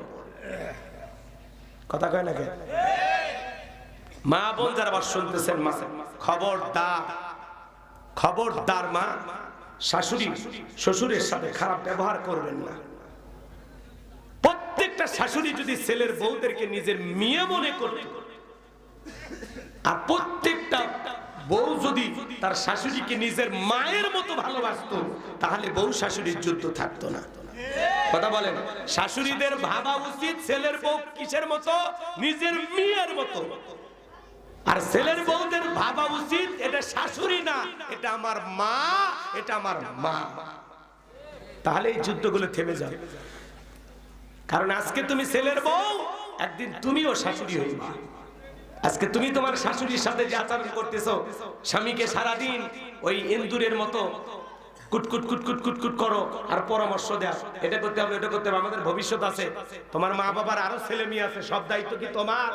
যেটুকু চাকরি করো, যে বেতন পাও, এটা যদি কিছু না জমায়, আজকে 4 পা, ভবিষ্যতে 6 পা, এরপরে 8 পা, ও পায়ের হিসাব করিচ্ছে। আল্লাহ যদি তোরে না দেয় তখন কি করবি? কথা কয় না কেন? এমনও তো হতে পারে শ্বশুর শাশুড়িকে অবহেলিত করার কারণে আল্লাহ তোরে একটা বাচ্চাও দিল না, তখন কি করবি? পায়ের হিসাব। আগে মুরব্বীদের দোয়া নেওয়া। বিয়ে হইলে যে বাচ্চা হবে এমনও না, হাজার হাজার এরকম আছে, 12 বছর 15 বছর 20 বছর চলে যায়, আল্লাহ একটা সন্তান দেয় না, হয় না বাজার? আল্লাহ যেন আমার মা বোনদেরও হেদায়েত দান করেন, এটা জোরে কোন আমিন। তবে মা বাবার মনে কষ্ট দেওয়া যাবে। হে যুবক, একটা পালসার ডিসকভার 1.5 লাখ টাকা যৌতুক পায়া শ্বশুরের জন্য পাগল হয়ে যাও, শাশুড়ির জন্য পাগল হয়ে যাও, দরদ উতলায় পড়ে। তুমি কি ভুলে গেছো তোমার মা 20 বছর 22 বছর, তোমার মা বাবা 25 বছর বিবাহের আগ পর্যন্ত লালন পালন করতে গিয়ে এরকম 5টা 10টা 20টা পালসারের টাকা তোমার আমার পিছনে খরচ করেছে, কথা বলেন ঠিক কি না? এজন্য ওই মা বাবার মনে কখনো কষ্ট দেওয়া যাবে না। কোন কোন সন্তান আছে মা বাবার দোয়া নিয়ে সারাটা জীবন বাঁচতে চান, পিতা মাতার মুখে হাসি ফুটাইতে চান, 2টা হাত তুলে আল্লাহকে দেখান। আল্লাহ আমাদের সবাইকে পিতা মাতার খেদমতকারী সন্তান হিসেবে কবুল করুন, চিল্লা বলুন আমিন। আর একটু জোরে বলেন আমিন। আমার ভাইয়েরা, লোকমান হাকিম তার কলিজার টুকরা সন্তানদেরকে ডেকে বলতেছেন, ইয়া বুনাইয়া ইন্নাহা ইন তাকু মিসকালা হাববাতিন মিন খারদালিন ফাতাকুন ফি সাখরাতিন আও ফিস সামাওয়াতি আও ফিল আরদি ইয়াতি বিহাল্লাহ ইন্নাল্লাহা লাতীফুন খাবীর। লোকমান হাকিম ডেকে বলেন, হে আমার বৎসই, আমার কলিজার টুকরা সন্তান, আমার সন্তানেরা শোনো, তুমি যদি সরিষার দানার পরিমাণে কোনো কিছু করো, তা যদি তাকে শিলা করবে আকাশে কিংবা মাটির নিচে, আল্লাহ তাআলা এটাও হাজিরি করবেন। আল্লাহ সূক্ষ্মদর্শী, সর্ববিষয়ে খবর রাখেন। তাহলে গোপন প্রকাশের সব খবর আছে কার কাছে? আপনি আমি যদি সরিষার দানার পরিমাণ নিয়ে আমল করি, ওইটাও আল্লাহ তাআলা আমলনামায় হাজিরি করবেন। আপনি আমি যদি সরিষার দানার পরিমাণে বদ আমল করি, ওইটাও আল্লাহ আমলনামায় হাজিরি করবেন। ফামাই আমাল মিসকালা যাররাতিন খায়রান ইয়ারা ওয়া মাই আমাল মিসকালা যাররাতিন শাররান ইয়ারা। বান্দারে, তুমি যদি যাররা পরিমাণে বদ আমল করো, ওইটাও আল্লাহ তাআলা তোমার আমলনামায় লিপিবদ্ধ করে রাখবে। তুমি যদি যাররা পরিমাণ ভালো আমল করো, ওইটাও আল্লাহ তাআলা তোমার আমলনামায় লিপিবদ্ধ করে রাখবে। যুবক, তুমি কি মনে করো জঙ্গল প্রেম করার জন্য মঙ্গল? জঙ্গলে কেউ দেখেন, একজন দেখেন, তিনি কে? আজকে যুবকেরা পাগল হয়ে গেছে, কয় চাচা বাড়ি ঘর সাজানো কেন, হেনা কোথায়? কথা কন না কেন? এই হেনার ডায়লগ দিয়ে পাগল হয়ে আছে। আজকে আবার ওই যে হেনার নায়ক, ও আবার টাঙ্গাইলে গেছে, যা বলে, ভাই নাইম হেনা কোথায়? বলতেছে হেনার তো অনেক আগে আমার সাথে বিয়ে হয়ে গেছে। ও তখন বলতেছে না, কি অভিনয় করে ভাইরাল হয়ে গেছে, সেটা আবার হেনাকে খুঁজে পাইছে টাঙ্গাইলে। আজকে ওই নায়িকের সাথে দেখা হয়, সেটা নিউজ প্রচার হচ্ছে। এদেশে কোরআনের মাহফিল হয়, তার নিউজ প্রচার হয় না। কে কোন জায়গায় এসে একটু মানে উল্টাপাল্টা কাজ করে, ওই উল্টাপাল্টা জিনিসগুলো ভাইরাল হয়। কথা কয় ঠিক কিনা? ভালো জিনিস পাবলিক খায় না, কথা কয় না? একজন একটু আসার খায় পড়ে যাচ্ছে, ওটা মিলিয়ন মিলিয়ন ভিউজ, বাপ রে বাপ, কোটি কোটি লোক দেখে। আর হুজুর ওয়াজ করছে, অসাধারণ তাফসীর, ভিউ হয় 600। কত? 600 লোক দেখে, 600। এত সুন্দর কথা, এগুলো দেখবে না। এখন ওই হেনাকে খুঁজে পাইছে সেই লোক, কথা কয় না? হেনাকে খুঁজে পাইছে ওই টাঙ্গাই, নিউজ হচ্ছে পেপার পত্রিকায়, চ্যানেলে আমি দেখলাম, এটিএন বাংলা নিউজ হয়েছে। অবশেষে হেনাকে খুঁজে পেয়েছে, হেনার নায়ক। সুবহানাল্লাহ বলবেন না? এই হলো আমাদের সমাজের কালচার, সংস্কৃতি, যে হেনার স্বামী তারে জড়ায় ধরে বলতেছে না, এটা হতে পারে না। কথা কয় নাকি? হেনা আবার পিছন থেকে আসছে, বলে এই যে দেখা হয়ে গেল তোমার সাথে। হেনার সাথে দেখা হলো কিন্তু হেনাকে পাওয়া হলো না। হ্যাঁ যুবক, হেনার পিছনে ছুটে লাভ নাই, কথা বলে ঠিক কিনা? এরকম হাজারো হেনা চলে যাবে, কিন্তু তোমাকে তোমার জায়গায় থাকতে হবে। হেনা টিনে মিনের পিছনে ছুটে লাভ নাই, নিজেকে প্রতিষ্ঠিত করো, যোগ্য মানুষ হও, সমাজে একটা সম্মান কামানোর চেষ্টা করো। হাজারো হেনার বাবা তোমার বাড়িতে বিয়ের প্রস্তাব দিয়ে লাইন দেবে, হেনার বাবা তোমারে খুঁজবে, হেনার মা তোমাকে খুঁজবে, কথা কয় না? এই জন্য যুবক, এই অশ্লীল প্রেম, গান বাজনা, প্রেম প্রীতি এগুলো করা যাবে না, কথা বলেন ঠিক কিনা? তাহলে হেনা টিনা মিনের পিছনে ছুটে লাভ নাই, ছুটতে হবে নিজের ভবিষ্যৎ কিভাবে সুন্দর করা যায়, নিজেকে কিভাবে প্রতিষ্ঠিত করা যায়, কিভাবে ভালো মানুষ হওয়া যায়, নিজের যোগ্যতা নিয়ে নিজে এগিয়ে যাও, নিজেকে জায়গা মতো দাঁড় করাও। হাজারো হেনার ভাবে চতুর্দিক দিয়ে ঘুরবে আর বলবে জামা গাড়ির সার্ভিস, তখন বলবেন না আল্লাহ কি আমার কম দিয়েছে, গাড়ি আপনারে দেবে, আপনার বাড়িতে যেটা আছে কি আব্বা দেখতে ভালো তো, ভালো হইলেই হবে, কথা কয় না? আব্বা মনের মতো একটা জিনিস দেবেন, হাতিয়ে আমি দেব, যৌতুক নেওয়া তো দূরের কথা, কথা কয়? যৌতুক নেওয়া জায়েজ আছে না? এলাকায় জায়েজ আছে? যৌতুক নেওয়া জায়েজ না হারাম? কাঁচা পায়খানা খাওয়া যেমন হারাম, কন্যা পক্ষের কাছ থেকে জোর করে যৌতুক দাবি করা তেমনি হারাম, কথা বলে ঠিক কিনা? অনেক স্বামী আছে যৌতুকের জন্য হেনাকে পিটায়, আছে না? ওই পিটাও কেন? ওই পিটাবো না, এই বেহা নারীর বাবা 1.5 লাখ টাকা দেওয়ার কথা, মাত্র 1 লাখ টাকা দিছে, এখন আমি 50,000 টাকা পাই, মনে হয় শ্বশুর বাড়ির থেকে হালকাতার টাকা পাই। এরকম ছেলেমেয়ে আছে না, যারা যৌতুকের জন্য বইয়ের গায়ে হাত দেয়, বউরে পিটায়, এরা হলো ছোট লোক, এদের সম্মান বলে কিছু নাই, বউকে পিটানো হলো নিচু মনের মানুষ, কথা ঠিক কিনা? বউকে মারবেন কেন? কেন মারবেন? দিনের বেলায় বউ পিটাইলেন, রাতে ঘুমাবেন না বউয়ের কাছে, তখন কি আপনার লজ্জা করবে না? কথা কয়? আর যে শীত পড়ছে, এই পৌষ মাস আর মাঘ মাস, এই 2 মাসে আপনারা কখনো বউয়ের সাথে ঝগড়া করবেন না, কথা কয় না কেন? এই 2 মাসে ঝগড়া করে যদি রাতের বেলা কম্বলের ভিতর না নেয়, কি হবে চাচা? কি বাইরে কি এই শীতের মধ্যে থাকা যাবে? এই জন্য খবরদার 2 মাসে ঝগড়া করবেন, বউয়ের সাথে রোমান্টিকতা করবেন, রসিকতা করবেন। গোসল করতে গিয়ে মাঝে মাঝে এরকম পানি ছিটে দিবেন, তাই বলে পৌষ মাসে দিন না, ঝামেলা। গরমের দিনে একটু বউয়ের সাথে রসিকতা করবেন, কথা কয় না কেন? রাগ করেন। আজকে আমাদের দাম্পত্য জীবনে সুখ নাই, শান্তি নাই, কারণ আমরা কোরআন সুন্নাহ ভুলে গেছি।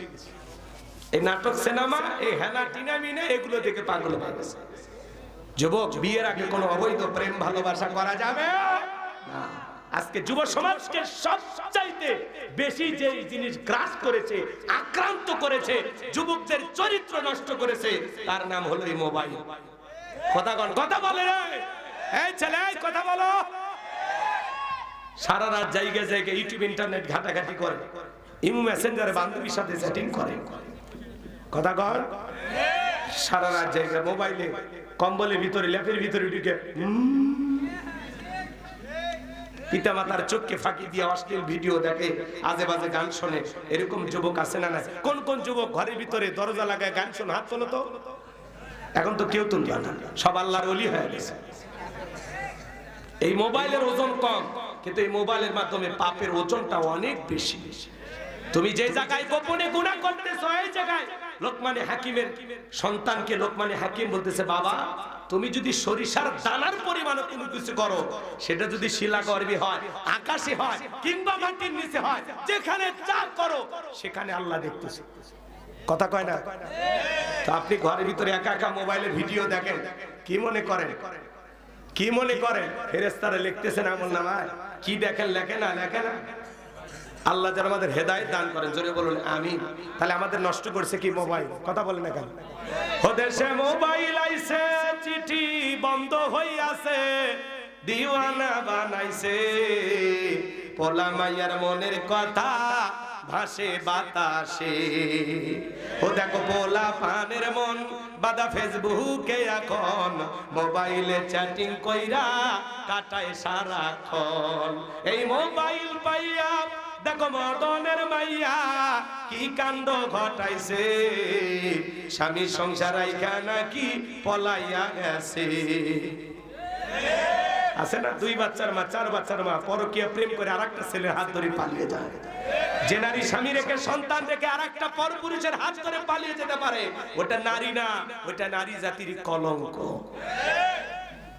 কথা কয় আপনাদের ভালো লাগবে না আমি বুঝতে পারছি, আর জোর করে শোনাবো না বাবা। এই সমাজে পরকীয়ার কারণে হাজারো পরিবার ধ্বংস হয়ে যাচ্ছে, সন্তান রেখে স্বামী রেখে পালিয়ে যাচ্ছে মহিলারা। কথা কয় আছে না নাই?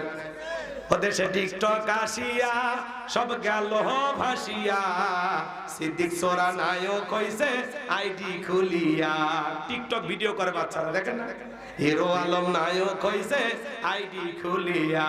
এই মোবাইলে হাই কি জাদু আছে ভাই, পোলাপান বুঝাছে, পড়ালেখা তুইলা রাখছে সপ্তম আকাশে।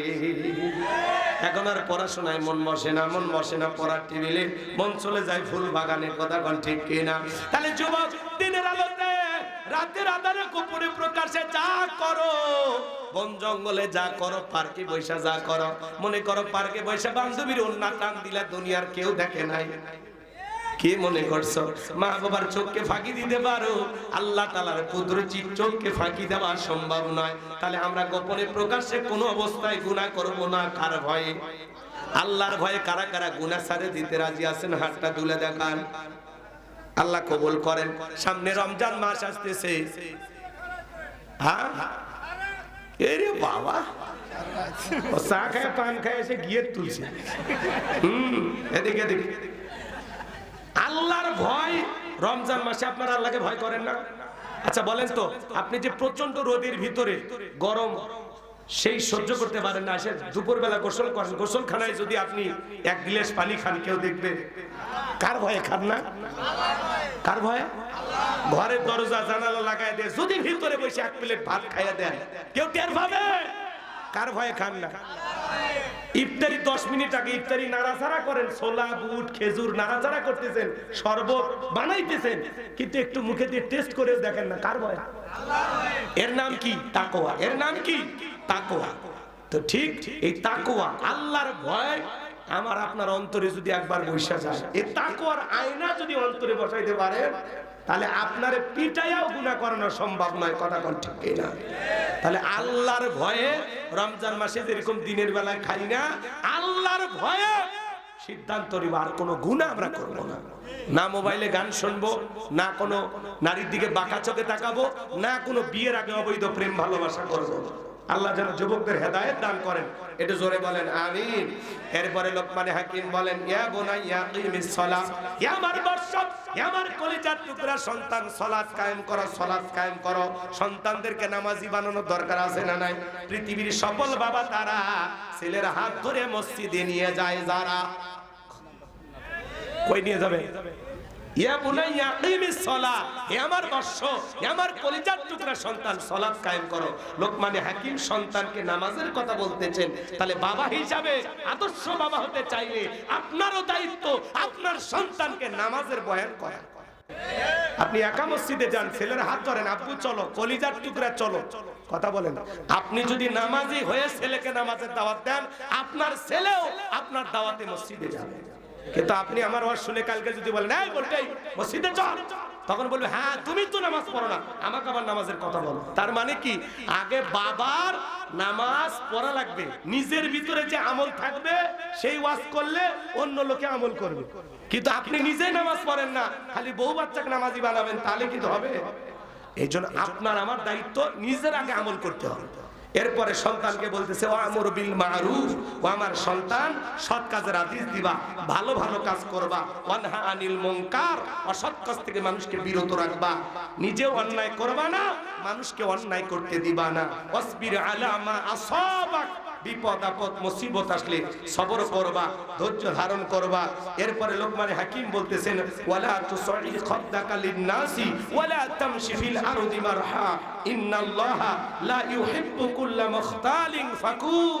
ও আমার সন্তান, মানুষকে তুচ্ছ তাচ্ছিল্য করবা না, অবজ্ঞা অবহেলা করবা না, তোমার আচরণে মানুষ যেন কষ্ট না পায়। কথা কয় রাগ করেন? শেষ শেষ না? সিগন্যাল এসে গেছে, আমি বুঝছি তো। হ্যাঁ চাচা আছেন বেটা আছো আগেকার জিনিস রাগ করেন নাকি আপনারা? এদিকে আচ্ছা এদিকে খেয়াল করেন। সন্তানকে বলতেছে বাবা মানুষকে তুচ্ছ তাচ্ছিল্য করবা না, ছোট করা যাবে না। অনেকে আমরা একটু টাকা পয়সা হয়ে গেলে ছেলে মেয়েদেরকে আমরা অহংকার শেখাই। ড্রাইভারের সাথে কথা বলবি না, ড্রাইভার ছোট লোক না। দারোয়ানের সাথে কথা বলবে না, তুমি কার ছেলে, দারোয়ানের সাথে কথা বলো। তার মানে কি আপনি আপনার সন্তানকে নিজের হাতে অভদ্র বানাচ্ছেন, উগ্র বানাচ্ছেন। আপনার সন্তানকে বলতে হবে ড্রাইভারকে আঙ্কেল বলে সালাম দিবা, দারোয়ানকে আঙ্কেল বলে সালাম দিবা। খবরদার কোনো মানুষকে ছোট করে দেখবা না। আর আমরা শিখাই দুই চারটা মার্ডার করবি রে, কোন বংশের ছেলে ভুলে যাবি না তোর বাপ আছে রে, তোর বাপ। এলে বাপ না কষায়, এ বাপ নিজেও জাহান্নামে যাবে, ছেলেরও জাহান্নামে নিয়ে যাবে। আর অহংকার দেখ, আপনি কিসের বংশ? কি বংশ হয়েছে আপনার? কয় টাকার মালিক হয়েছে? আপনি ভুলে গেছেন আল্লাহ এক ফোঁটা নাপাক পানির থেকে দুনিয়াতে তৈরি করছে। আপনি কিসের অহংকার দেখান? কয় টাকার মালিক হয়েছেন? এইতে বলতেছে ওয়ালা তামশি ফিল আরদি মারহা, অহংকার করবা না। কি বলে আল্লাহ? অহংকার করবা না। লোকমান হাকিম তার ছেলেকে বলতেছে বাবা এই জমিনে অহংকারের সহিত বিচারণ করবা না। আপনি আমি অহংকার করে এই জমিনে লাঠি দিয়ে জমিন ফাটায় ফেলবেন, মারেন তো লাঠি, আপনার পায়ের 12টা বাজবে, আল্লাহর জমিনের কোনো কিছু হবে না। আল্লাহ বলেন ইন্নাল্লাহা লা ইউহিব্বু কুল্লা মুখতালিন ফাখুর, যারা অহংকার করে আল্লাহ তাআলা তাদেরকে পছন্দ করে না। এই জন্য আমরা অহংকার করব না। অহংকার গোলামের শোভা পায় না, অহংকার শোভা পায় মনিবের, আর মনিবের নাম আল্লাহ। আর আমরা তার গোলাম, আমরা হব নম্র বিনয়ী ভদ্র, কারোর সাথে কটাক্ষ করে বাজে ভাষায় কথা বলবো না, কোনো মানুষকে ছোট দেখবো না। মোটা মানুষ হলে চিকনটারে দেখে আমার এক বগলের বাড়ি আছে না। ধনী গরিবকে দেখে অহংকার করে, সাদা চামড়া কালো চামড়ারে দেখে অহংকার করে। কথা কর, শিক্ষিত লোক মূর্খ লোককে দেখে কি করে? অবহেলা করে। টাকাওয়ালা ব্যবসায়ী দুর্বল ব্যবসায়ী দেখে অবহেলা করে, আছে না? তো আল্লাহ যেন আমাদের সবাইকে মানুষকে সম্মান দেওয়ার তৌফিক দান করেন। আমার রাসূল এমন এক মহামানব ছিলেন, ইহুদির লাশ যায়, আল্লাহ রাসূল দাঁড়িয়ে গেছেন, সুবহানাল্লাহ। সাহাবায়ে কেরাম বললেন হুজুর এটা তো একটা ইহুদি। আল্লাহ রাসূল বলতেছেন সে যে ইহুদি এই জন্য আমি দাঁড়াইনি, তার সবচাইতে বড় পরিচয় সে একজন মানুষ। আল্লাহু আকবার বলেন। তাহলে একজন মৃত লাশ ইহুদিকে আল্লাহ রাসূল সম্মান দিলেন। আর আল্লাহ তাআলা আমাদের সম্মান মর্যাদা অনেক দিয়েছেন। কুনতুম খায়রা উম্মাতিন উখরিজাত লিন-নাস, আল্লাহ তাআলা আপনাকে আমাকে উত্তম জাতি বানাইছেন, ভিআইপি বানাইছেন, মর্যাদার আসনে বসিয়েছেন। আপনার আমার দায়িত্ব এই পৃথিবীর জমিনে মানুষকে ভালোর দিকে ডাকা, কল্যাণের দিকে ডাকা।